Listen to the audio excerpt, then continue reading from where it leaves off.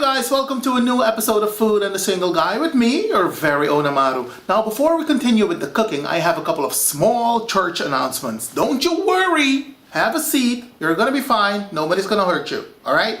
Just a couple of small announcements that I'd like to make. As of 2 days ago, I have finally decided to set up an official Twitter page for Food and the Single Guy because the people have been asking, and I basically just refused to add another social media page to the already gazillion amount of pages that I have. I refused, but then I said, you know what, you want to appease the people to some degree, don't get fresh.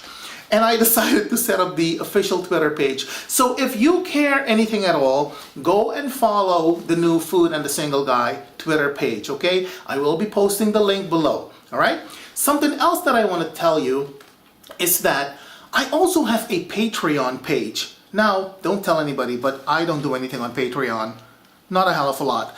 I edited the page a couple of days ago and I updated it with a video, but it's not like I'm doing much on Patreon. But again, if you care anything at all, I'm gonna post the link below, all right?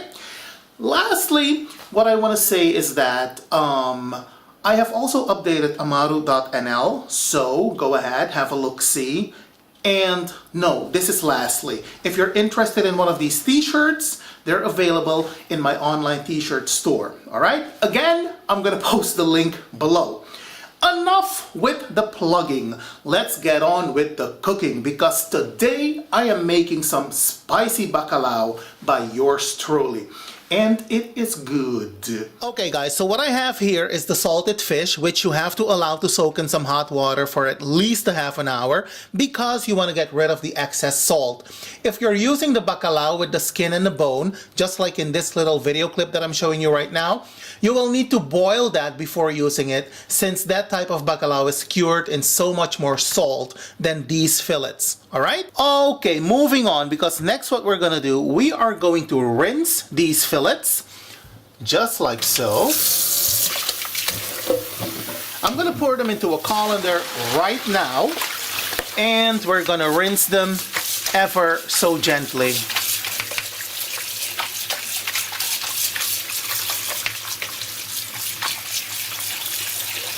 Okay, so next what we're gonna do, we are going to set the fish to one side and allow to drain completely. Now next what we're gonna do, we are going to pull the fish apart into small chunks like so. And mind you, the chunks should not be too small because we're not making fish pate, okay? Now let me show you.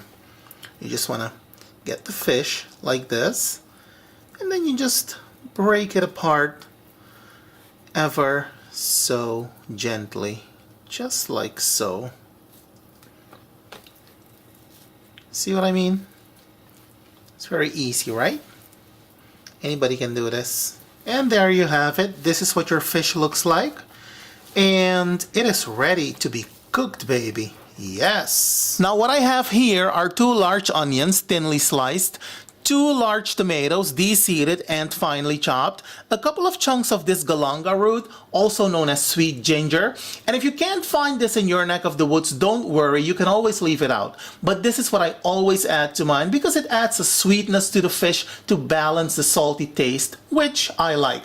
Now, another key ingredient for my salted fish is this finely chopped yellow Scotch Bonnet pepper, which will give the dish the zing that it deserves, okay? And this is what one of these peppers look like. Don't you dare eat this raw because it is so hot, it will burn the inside of your mouth.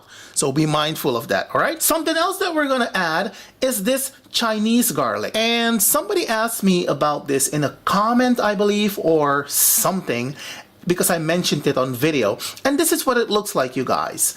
And it is sold in your supermarkets, I believe, because that's where I purchased mine.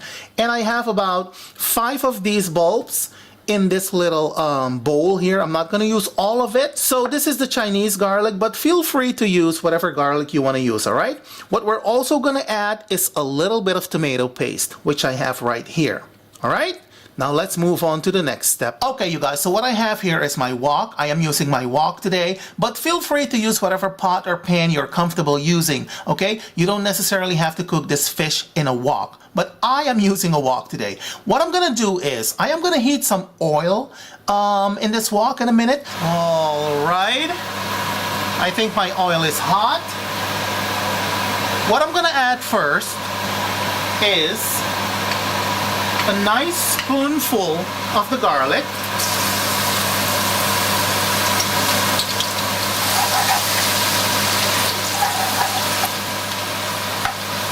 And next what I'm gonna add is the Scotch Bonnet pepper.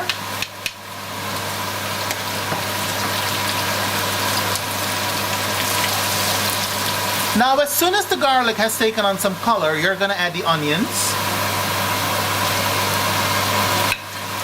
And make sure to stir continuously, you guys.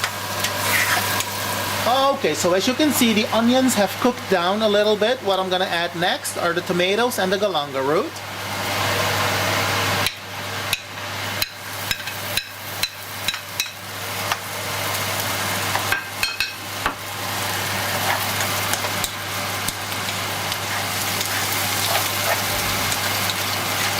We're gonna give that a nice stir.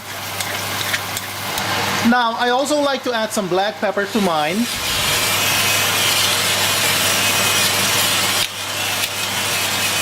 And next what I'm gonna add is some tomato paste.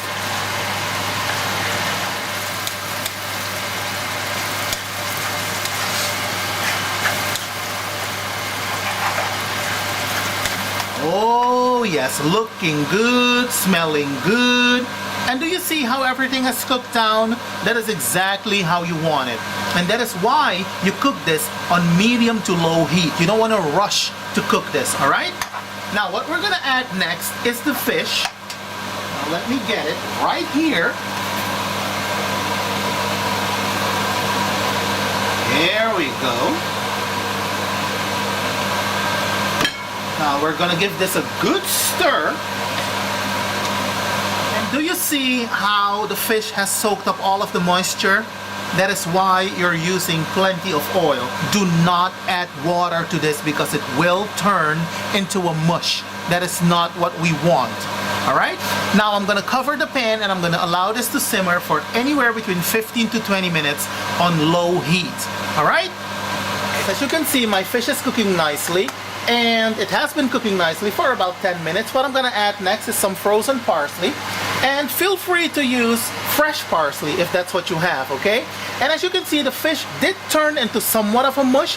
That is always gonna happen, but when you add water to it, it is going to mess up the consistency of the fish. The oil kind of keeps it together in that sense. All right?